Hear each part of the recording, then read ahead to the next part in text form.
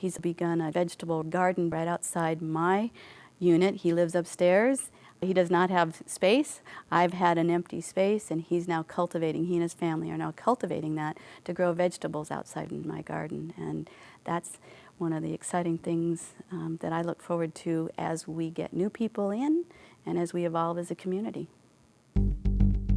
This is Peak Moment. We are living at a peak of human innovation, information, wealth, and health. But we're also at a peak of population and consumption, with rising temperatures and declining resources fueled by cheap oil and gas. Peak Moment Television, bringing you examples of positive responses to energy decline and climate change through local community action. Hi, welcome to Peak Moment. I'm Janaea Donaldson. Today I'm at the Bellingham Cohousing Community Room, and I'm going to be talking with somebody about the Bellingham Cohousing Group. I'm with Kathleen Nolan. Thank you for joining me.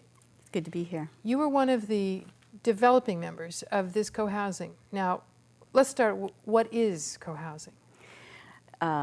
Cohousing is a model for design of communities. I think the first came in Muir Commons in California about 40 years ago. Okay. So there's a couple of architects from California who went over to Sweden and learned how they do community building there. So were they doing this kind of thing earlier? Sweden has been doing it for hundreds of years or 100 years, something like that. So a couple of architects went over there in the 60s, 70s, brought it back.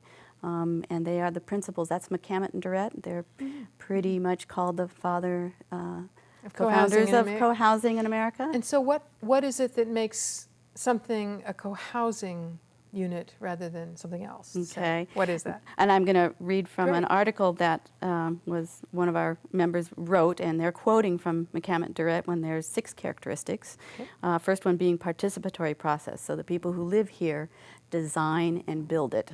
Okay, we'll go back to that on your examples. On yours. Neighborhood design, it's designed with some concepts of designing a neighborhood, not just a house, not just a development, but a neighborhood. Okay. Private homes that are supplemented by community facilities, that's what we've got here. Is this so you've common got your house. private homes, and then you've got the shared community room and other things. We'll go to that for example. Good. Okay.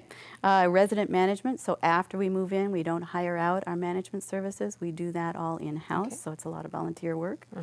And there's non-hierarchical structure and decision-making. So although sit on the board of directors, it is consensus decision-making, so all our decisions are done as a community, and the board is just a legal structure. Okay. And the final one is the community is not primary income source for residents, so... So it can't be, you could rent, but it can't be your main way of earning your living. That's right. We don't income share. It's just, this is where we live. So in the legal model, each of you own your own home or your own little apartment space. Is that right? Condominium. We're a legal condominium. And that's what it's an easy structure to work with because it's already set up to own your airspace inside your unit. And then all of the structures and the grounds and the common facilities are all common owned with us each having a share. Oh, interesting. So the condominium is a good model, at least legally. The banks like it because it's normal. And we can expand. This is like the clubhouse of a condominium, but we expand its uses so that, but we can call it a clubhouse so that the lenders will say, gee, standard condo. Right, easy. Easy.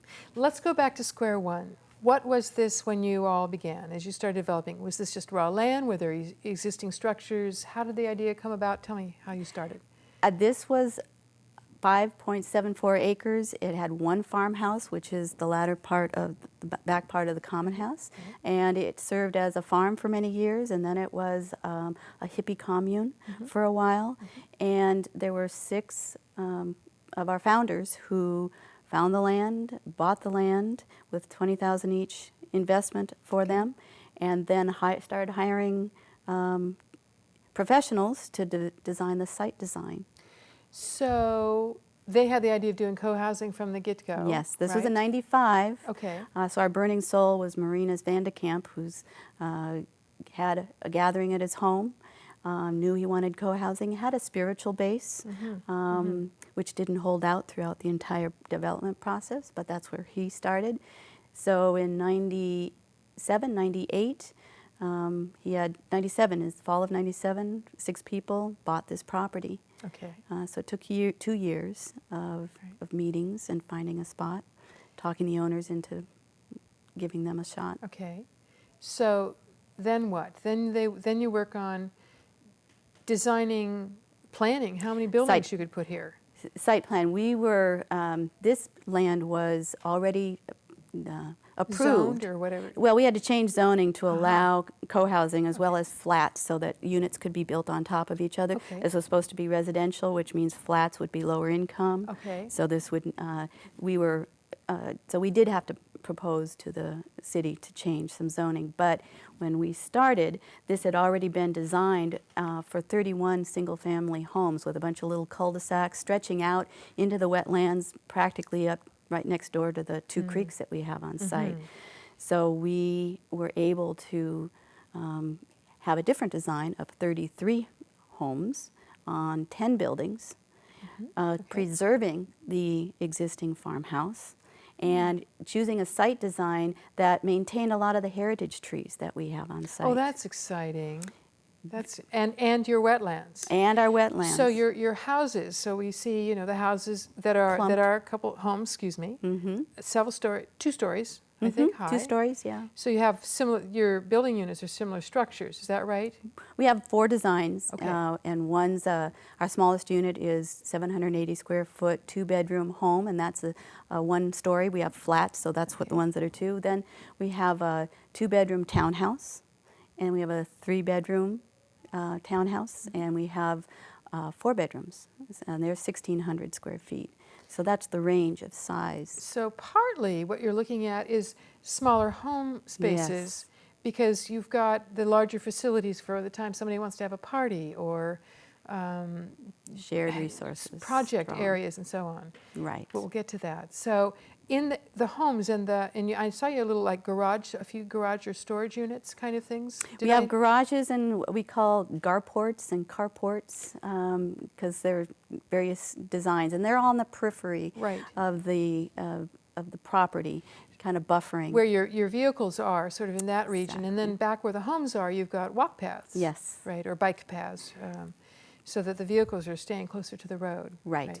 So how much? I'm just still trying to get to how much land did you get to leave natural, where the homes aren't? I guess on that 5-point-something acres. Well, I always thought that we built on 2.2 acres, but we just recently checked, and it's 79.99% is open space in our property. Okay. That includes all the areas between the buildings, but that's significant. That talks about raw footprint, I think, of our buildings. Okay.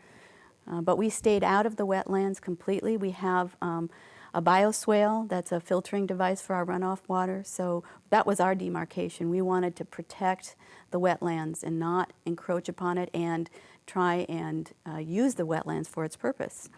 So there was some environmental sort of consciousness involved Yes. with some of you, not only your own personal footprint in your home sizes, but the land that you're on. This land. So did that, when you got to building, now the separate buildings and the extension to this community building, what kinds of things did you take into account when you were looking at your building materials or your lighting or any of that kind of thing? Was the environment one of those factors for you? Sure, that was what we wrestled with a lot of our development and a lot of the pre-planning. And what we were able to come away with is, marmoleum flooring, cellulose. Marmoleum. That's like linoleum, old, but it's all natural products. Okay, all right. And so all of our, what would be, I don't even know what the, vinyl Yes. is yes. all It's natural, is so you don't have natural. that kind of gassing from the vinyl. Exactly. Okay. Our carpets are pop bottles, recycled pop bottles. We had upgrade flooring for bamboo, so that bamboo was a new thing for some of the construction workers to work with. And we were able to get cellulose blown-in insulation. We have low toxic paints and glues and that kind of stuff. We did in this room, I think this trim wood is sustainably harvested from Whatcom County. From your own county, so it's Yes, local wood. local wood, and I know that it was a struggle, so I'm not sure, you know, if it's like the baseboards we got, but not the furring strips, you know, but there was... Where you could. Yeah, You did it. what we did is challenge the process, and we wanted sustainably harvested wood. Yeah. We weren't able to afford a lot of it. There was not a lot of it out there on our time frame and budget, so it was a balance. So you did what you could. Exactly. You did what you could. Exactly. So just for a second, I want to just go to the community room because I got the community house because I got to know it. What kind of facilities do you have here? I mean, in your layout of this building that you share? Well, you can see the kitchen, Right. yeah, and that's for community dinners. So that is a strong hub of our community, is to have community meals. So we have homeowners come in and cook dinner, and we all sign up, and so we cook for, you know, 60 to 80 people Wow. at a time here in So is that on a regular scheduled basis, or is that No, now this and is Washington. then, This is or- Bellingham. It's whenever anybody feels like it. Many co-housings do have a very structured way, Okay. 2 times a week. We weren't able to do that. We got active people, so sometimes there's none, and sometimes there's 3 in a week, and Okay, sometimes there's okay. 4 in a week. So it's whenever anyone gets a team together and has a menu and actually does Decides it. to do it. Mhm. So we got the kitchen area. What else? And a big dining room area. Dining room area. Okay. We have an office, so that electronic communication was an important feature for us. We wanted to make sure everyone had access to internet. Okay. So we've pulled our own cords and made sure everyone has the capability.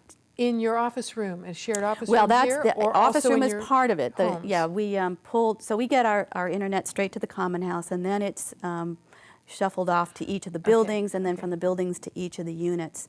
And so even our 86-year-old has her own computer where she can get her email should she choose to. So we have, we wanted to make sure that was available. And part of that is that we have the office that has a PC and a Mac and a printer, so that anyone can go in and access that. So that's shared. That's a shared. Nice. Fax machine, photocopier, that kind of stuff. Great. We have, I don't have a TV or a VCR, but the Common House has a TV and a VCR. We have 2 places that actually have that. So we have no cable. That's not been a strong value, but we do have video and TV for multiple uses. We have a laundry facility. Some homes have chosen to install laundry facilities in their own unit, but we have the strong shared vision is that you can do your laundry here. We wanted And- to support that as a community. And of course, that means fewer appliances and so Right. on. I mean, that's part of the value. That sharing has got to Part be of a the core sharing. So thing even here. folks who choose to put in washers and dryers in their own home don't get a cut on paying for the washers and dryers that are here in the Common still House pay for because the- it's the shared vision. There you go. So that's built into the structure of our dues, as well as our utilities. We charge utilities by the square foot. So if you've got 4 people in a 780 square foot home, they pay half as much as one person in a 4-bedroom home. Wow. Because it's based on it's square just the squares. footage, That and makes the it fair. concept, that's our version of fair.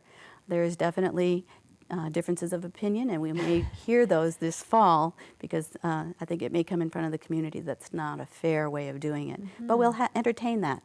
Well, and you get to choice. hash that out. I mean, you've decided this is a Exactly. participatory process, so you all get to We need to juggle hear with that. We need to hear that and relook at, is this fair? Re-ask that question. So you really have a dynamic social or governance process. Yes. I mean, as things evolve. I want to go back. There's another room that I saw, a lovely sort of sitting room or parlor kind of Oh room. yes, that's our north room, and it's a meeting room. It's part of the old house, so it's got that flavor. We've got a kids' room in there too, and then upstairs we have guest rooms, we have a storage, and we have a craft room. So that's also part of our common really shared nice. facilities. Different rooms. Yes. For this. Yes. So, So that's in the common house. okay. Now, in the main houses, you know, you probably use some of the same sustainable materials where you could Right. for all the structures, and you had what, a contractor building all of those. Right. How do you go about? For example, do you have any community gardens or any of that kind of stuff? I saw a play area for We have, children. well, the other facility that we have is we have a community workshop. So you Oh. see these tables in this room. Well, we designed them and built them, on site. Yourselves? Yes. I'm impressed. Yes, it's in fact we have one of our members is a contractor, and so he has an office on site, and so he uses and it's a well run workshop. It's got all the standard tools, and you have to have a class to get in there. And So did the community, did your community invest in those tools themselves? the way everything worked, we got the structure, we got the box, and nothing inside of it. This common house had nothing inside of it when we started. We had no washers and dryers. We had nothing in the workshop. It all came because we all came from single-family homes. My washer and dryer went to the common house. Somebody else's tools went to the workshop. I see. So we all brought, we brought a freezer, and it's upstairs. Somebody else's refrigerator came into the common house until we could buy a new one. And so those were either loans or donations to the shared co-housing Much of it body. Donation. Wow. How many children do you have? I'm just pop all over to Yeah. children do you have as part of this? And how many people? Well, with 33 units, and we have about 51 adults. And the children, I think we have about 15. We do have shared families, so we have kids that are not full-time on site. So it's difficult to get. We have teenagers that leave, come back, leave, come back, leave, come back. So it's hard to figure out whether they're part or not. Approximately. 15 to 20. We have a gaggle of girls between 8 and 12, and we have 4 toddlers between 3 and 5. I mean, 3 and 5 So you got years. the mixed age. You talked about We your do. 86-year-old to your toddlers. Exactly. So part of the... We have a newborn, just born last month. Well, okay, all right. Yeah. So you really are talking about mixed age here. That's our goal. It's our goal. We have lots of single older women. We are concerned that we're getting too old, that if we continue this way without getting younger people in, that we'll get too old. To do all of the things that you can do or need to do? Well, if we, like I'm moving in, I've moved in here and I'm going to die here. So what happens when I can't do all the work I can do now? Yes. And if I don't leave and let a young couple come in, then who's going to help me run the community in 20 years, 10 years, 5 years when I am not as able? So you must have had to do, you must have talked a lot about what you value, what is important to you, because I could imagine weighing in lots of different ways. You could have decided, for example, that every single building material had to be, whatever, local or sustainable, which would be very challenging for you to do, or more expensive for you to do. So how much of the time did you spend? Was that part of that first couple of years as you were working the site plan? Were you looking at what you decided for your community, premises or values you were working with? Well, it's interesting. We've had 3 sets of values since we started. 3? Yes. And they've evolved as the people living here has evolved. And this site plan that we are with was really designed by the first 6 people. In 1998, there was 6 families that joined, and we had been working together for a couple of years on a much broader perspective, an eco-village. Okay, so you were part of the 6 that joined in with the other 6. Exactly. Okay. And we wanted to change the site plan to make it more, we wanted better use of resources in our building. We didn't want to waste it on an old building that we'd have to patch up. Okay. We wanted to bring a brand new, we wanted to reorient the buildings for sun so we could capitalize on the sun. We wanted to bring metal roofs and do rain catchment and gray water treatment, and we wanted to really pursue the photovoltaics.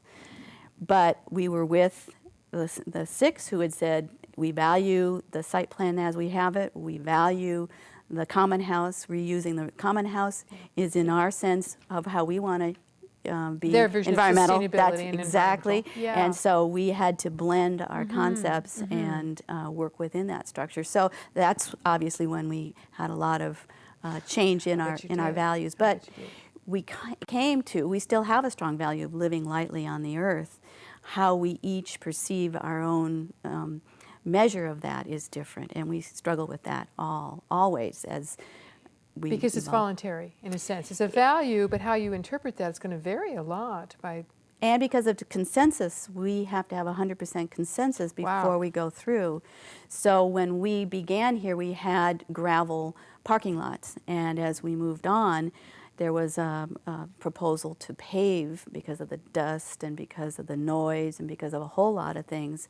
And that was a consensus decision to pave, and that was very one that tore out a lot of people who did not want pavement on site, or as little pavement on site as possible. So we do wrestle with that as a community decision as a bunch of individuals in the consensus model. You mentioned that the values have changed over time. So can you tell us what they've moved towards or moved to? More simple, we have 6 statements of values, whereas before it was a more spiritual base. We're now really looking at goals to live by that include living lightly on the earth, include how we treat each other responsibly, how we manage our conflicts responsibly, how we are a part of the wider world. There's just, it's broader. It's broader and simpler. And there's still ones that we aspire to, and you'd find rare people that say, yes, that one we got nailed, because they're all... Well, a goal is like that. As a goal, you keep moving towards that and refining that. Right. And values are real important when you come to consensus, because you're supposed to be making your decisions based on your shared values. Right. And we've had a hard time trying to figure out how to do that, because it's not something we all learned as kids. That's true. That is very true. And there are going to be different interpretations. Different for interpretations, how you... different skill levels, different worldviews, egos, safety. Egos. Why, of course. Do you find that you do a lot of activities together here? I ask because when we came in this morning, there were a bunch of guys out here making beer. Yeah. You know, and other folks chatting here. And I see that there are, on the tables, there are belongings. I mean, tell us what those were. Our free table, yes. Your free table. Once a month, we collect our excess household goods from our homes, bring them to the common house, and see if anyone else in the community could use these household goods. Okay. And at the end of a certain period of time, the steward picks up all that stuff and takes it to Salvation Army or however else we recycle. So it's a kind of a formal way, one of our formal ways that we in this community have devised to support reducing and reusing. That's a fabulous, and also your own way of building community. Yes. Because you're getting to know each other through these That's activities. the whole thing, is that everything we do, even we strive to be sustainable, but what we use is our social interaction. What we use is our making community building. That's all we have. We aren't going to do it by setting rules and legislating what behavior is. And I would expect somebody who buys a place here is going to be having to say, yes, I will live by these values. Not only that, I will live by these values, but I will make decisions based on these values, and I will listen to other people's interpretation of these values and make decisions alongside them. So you really are building, I mean, this is a fabulous model for building community at a scale, I would imagine, that's manageable for humans. Barely. 33 is one of the larger co-housing communities. Is that right? Yes, they. I see. 13. It might be a small one. So 13 to 33, I think, is a good range of size. But 33 is a lot of diversity. When we talk about diversity, we're talking about personalities, and we're all trying to live together within that diversity. So if you were going to give your in our last little 4 minutes here, there may be something that we didn't cover, feel free to do that. But I also would love to know if you were going to advise people who are thinking of creating a co-housing project, home, neighborhood, whatever it is, what are the sort of the prime things that you'd give as advice? It's interesting. On Friday, I just spoke with the second co-housing community that's forming in town on just that very topic. And for me, it goes along the personal dynamics, because building co-housing we think of as a project for a neighborhood, and yet it's all done with individuals. And so I need to approach it as my personal growth because it's going to challenge me to live to the values. It's going to challenge me to put my ego aside. It's going to challenge me to hear the truth in what other people are saying. It's going to challenge me to listen to the wisdom in the circle, not just speak it and say it, but to listen to the wisdom in the circle. And those are the hardest lessons, I think, that I've learned in community. I thought that it was about building buildings, about choosing the right products and the right things to build with and the right ways to do it. It's not about right at all. It's about sharing, and it's about listening, and about growing myself as a person and using this community as a tool, using all my relationships with my neighbors as tools for me to live the way I want to live. In a sense, then, you've got a kind of a pressure cooker, a cauldron for that kind to maybe accelerate or extend your personal growth. I mean, folks who have been with a partner will always say, you know, you learn so much, you know, the other person sees it differently, how you learn to communicate, you know, how you brush each other's rough edges off is part of what makes us grow. And what I hear from you is that, and family will do the same, having children, and this co-housing is the next layer of how do we, as a larger body of people, get along, tolerate, respect, communicate, honor, all those things that we humans, in some ways, I think we humans had some experience doing when we were tribal, and as we become more isolated and separate, have lost some of that skill. And you're part of the co-housing is redoing that again. So, what inspires you the most in our last minute? What inspires you the most about living in a co-housing? It's the living. It's the not the future and not the past, but waking up and deciding how today am I going to move this forward? How am I going to express my humanity, my joy of living in this community? You can't wake up here but feel joy in the way it looks and feels, and I can go out my door and run into half a dozen people whom I just love and adore, and when I'm in need, I need to reach out, and when they're in need, I extend support. So it's about the day-to-day living in an honest way. I can imagine people all over hungry in their souls for the kind of ease of connection that you have. You might not always want it. You step out your door and you do have half a dozen people, and you might have wanted to be by yourself, but they're also there, you're here for each other. And I would imagine that you've broken down a lot of the isolation that many people in our culture are grieving about and struggling, and don't even know, maybe or numbing themselves up to doing. Well, thank you, and I salute your adventure and your co-housing, and may there be many more. And I know that you're a model for that, and may there be lots more in this community and elsewhere. Thanks for joining me. Thank you. You're watching Peak Moment, Community Responses for a Changing Energy Future. I'm Janaea Donaldson. Join me next time.